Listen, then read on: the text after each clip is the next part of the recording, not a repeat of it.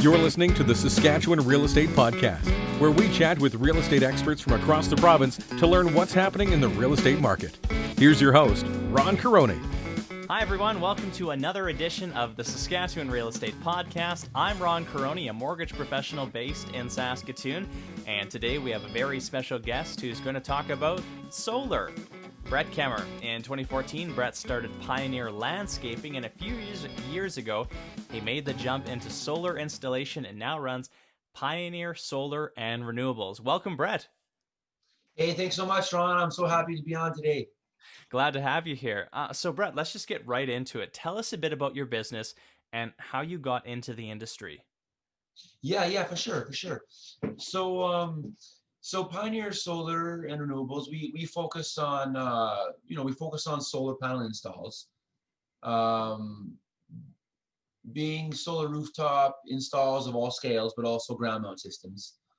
And on top of that, what we also do is we also do electrical. So any type of electrical work, we're a certified electrical contractor.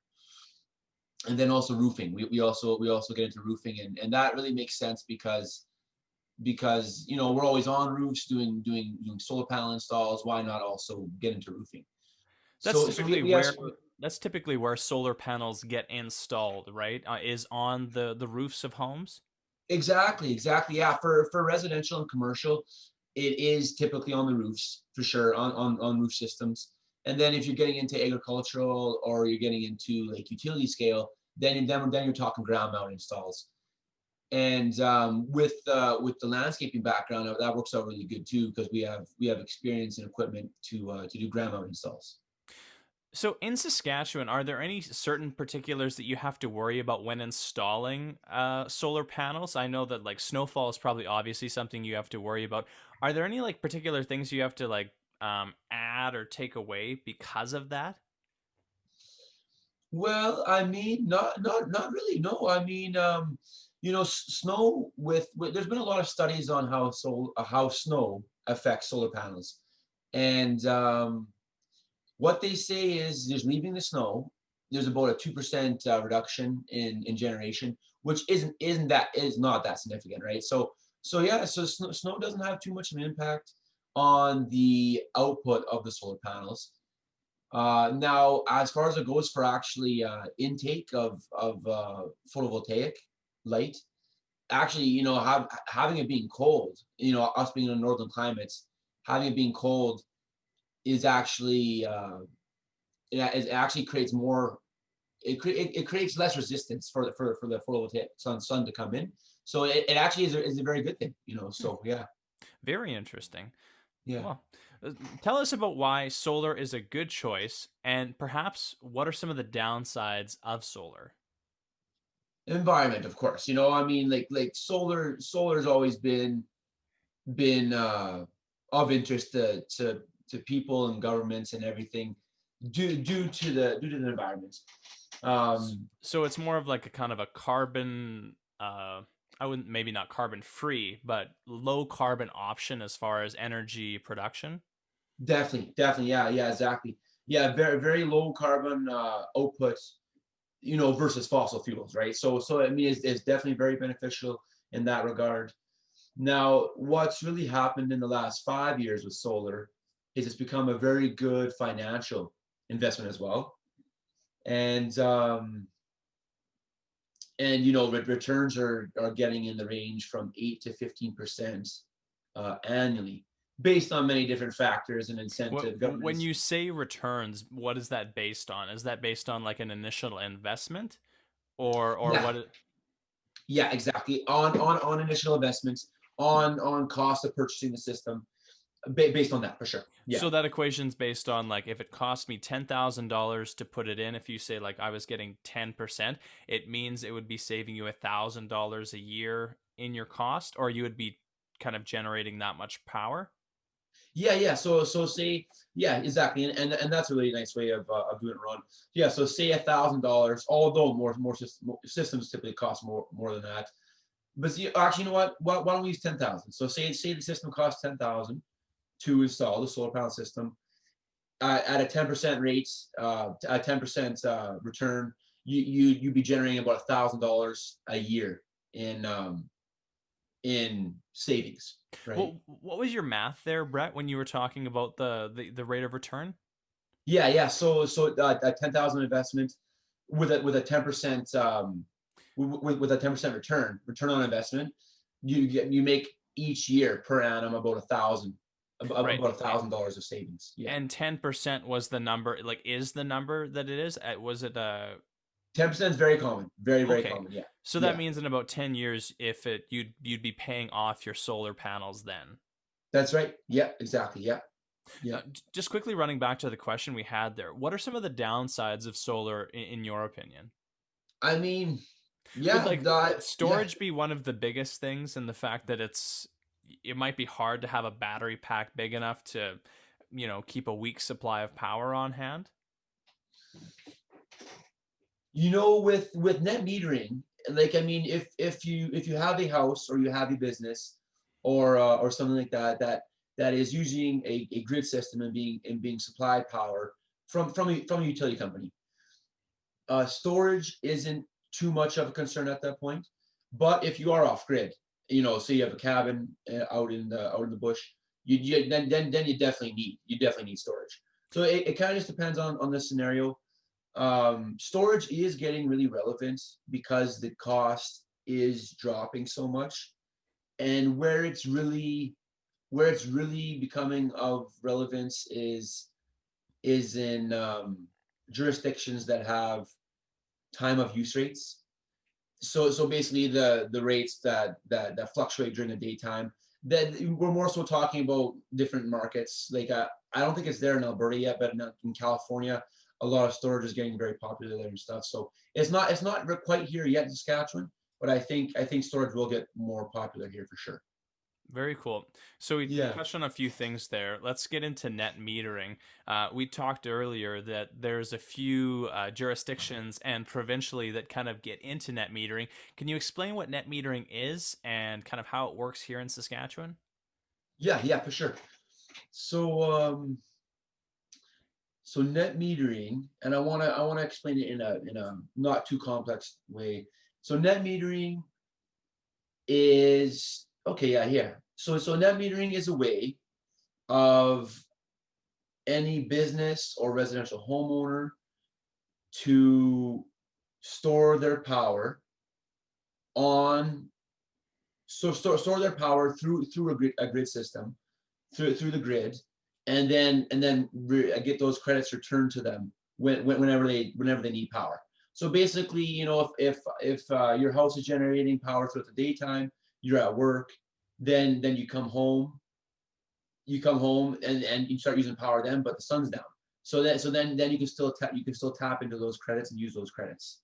So the pipeline starts going the other way in on the electrical wires rather than going to the house.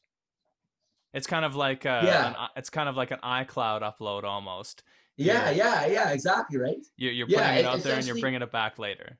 Yeah, 100%, 100%. Yeah. That's a very good way of thinking about it. Yeah, it's essentially just an accounting. It's an accounting um, Kind of a process concept to yeah. process.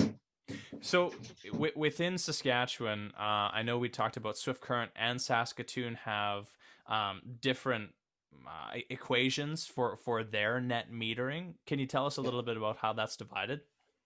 Yes, for sure. Yeah, yeah. So as of last year, 2019, SAS Power and City of Swift Current Light and Power, they now have net metering programs where if you generate a kilowatt hour, everything with solar is done in kilowatt hours, right? Because it's all electrical.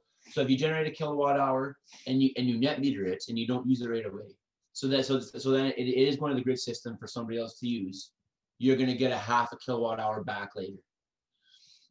So that's SAS Power and City of Swift Current. Now the one other utility company in Saskatchewan being City of Saskatoon Light and Power, what they do is they're still working on the older system, which is 1-to-1. So if you generate a kilowatt hour, you'll get a kilowatt hour back later. Right. So there were government subsidies before this, I believe from the province of Saskatchewan. That's no longer in existence, correct? That's right. That's right. Yeah. So Saskatchewan had a about a 20% rebate, and that is now canceled as of last year. There is actually still one rebate that Saskatchewan business owners are eligible for, and that's a federal that's a federal rebate. So there is eligibility there, but it's only for business owners. Sadly, at the moment, there is no rebate for residential homeowners. Yeah. Are you seeing businesses take advantage of that in kind of your line of work? Are you seeing people say like, "Oh, because of this government subsidy, I'm getting these solar panels installed"? Yeah, definitely, definitely. Yeah, I mean, it's definitely it's a 25% cash rebate. So I mean, it definitely covers a significant amount of the cost, especially for businesses that are typically looking at bigger systems, right? So, kind of going back to our previous example, not to oversimplify it too much, but Yeah, if that business had a $10,000 installation, the government would cover $2,500 of that, and it would bring down your time that it would take to pay off the system. exactly, 100%. Very interesting. So, as we look at the future of solar in Saskatchewan, what are you kind of seeing? And maybe before you answer that, maybe we'll go into if you had to put an estimate on how many solar panels are on houses as a percentage basis, like how many households in Saskatchewan have solar. Yeah, yeah. So I mean, if I were to throw it out there and take a guess for how many households currently have solar, I'd say approximately 2%, somewhere around there.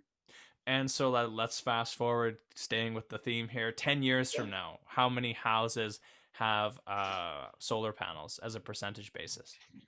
10 years from now, And 10 we're not years going to from hold it to now. you. We're not going to call you in 10 years and say, Brett, you were totally off here.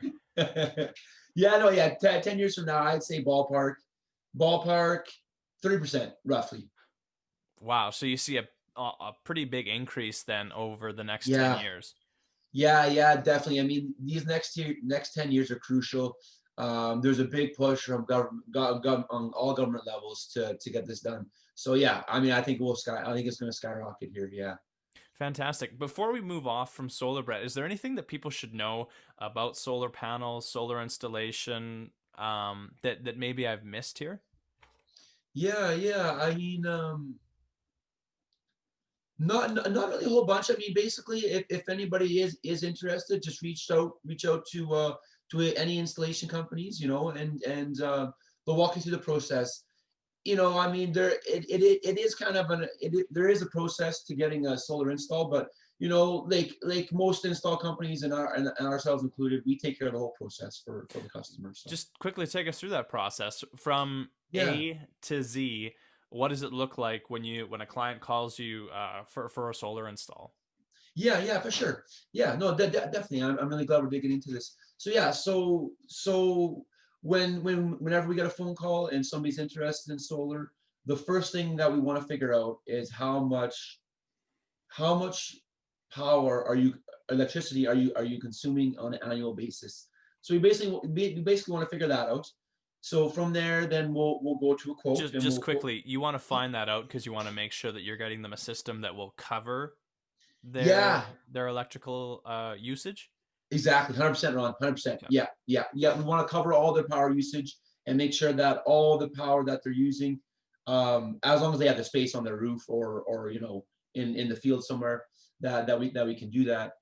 So yeah. That's definitely the first step. Then the second step, we quote them, and then after that, we get right into talking with utilities. We have to approve everything with the utility company, make sure they're on board with it, and we deal with that 100%.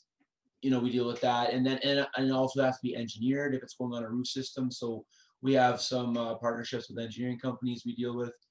So we get it engineered and we pass that all off to the appropriate authorities, and then from there, then we go right into the install. So Fantastic. And that kind of ties in your plumbing electrical wire into the house that's plugging into the grid, I'd imagine. Yeah. So is there an actual battery system? Like a person in a house, do they need a lot of space for this kind of stuff other than like a solar install on the top? No, exactly. Yeah, and that is the beauty of it. There is not a huge space requirements besides the roof, which works out so good because that's pretty much unused space anyway, right? Right, because that would be a lot of people's worry installing something in their home. Do I have to have a closet now designated for my battery to keep the lights on? Yeah, exactly, right. Yeah. So yeah, no, typically right now there isn't any need for a battery install. We have very in Saskatchewan, we have very stable grid systems. Whereas other places, batteries is becoming more popular, but their grid systems aren't as reliable in wildfires and stuff like that. Whereas here we're pretty stable. We don't have blackouts or brownouts often, so there's not really a huge need for batteries here yet. So Fantastic. So now yeah. moving off from solar and moving into a question that we ask every guest here, we're going to talk about your dream property in Saskatchewan. So it doesn't have to be anything that fits any mold. Just if you had to pick a property that is just like Brett's perfect place when he thinks of Saskatchewan real estate, what would it be? Yeah, for sure. So my dream property always, whenever I think about Saskatchewan, is always having a cabin, my own little quaint, beautiful, cabin with a beautiful view, on a lake or river or something. I think that would be something special. Are And there any particular lakes that catch your eye when you think about that? well, like as you know too, Ron, we have so many choices here in Saskatchewan, right? There's so many different types and sizes of lakes and rivers coming in them, not rivers coming in them. So So you'd be happy with a cabin on a couple of them then? yeah, I cabin on a couple. I mean, perfect. Exactly right. Fantastic. Brett, where can people get in contact with you? Do you have phone details, social media? How would a person get a hold of you? Yeah, for sure. So yeah, definitely reach out to us by phone if that's your preference. Our phone number. Should I just mention here? Yep, Yeah. spell it Okay. off. Sure. Yeah.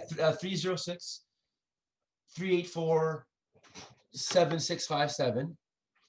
Or you can even try our 1-833-384-7657. We got a 1-800 number there. Our website's pioneersolarenergy.com. And then we are, and we're actually launching a new website right away. But yeah, we have a current one that's up. And then as well, we're launching on Facebook and Instagram here right away too. So Fantastic. Thank you, Brett, for appearing on the show today. I really appreciate your time, and I know people got a lot out of this, and there might be some misconceptions about solar. It's not as popular as, like you say, like not a lot of houses in Saskatchewan have this, but I think there is an interest in it to learn more about it, and I really appreciate your time and knowledge, and thanks for coming on the show today. thank you very much, Ron. I really appreciate it.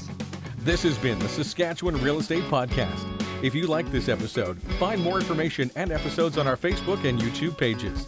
If you'd like to be a guest or have a conversation you'd like to learn more about, let us know by messaging the show on Facebook. Thanks for listening.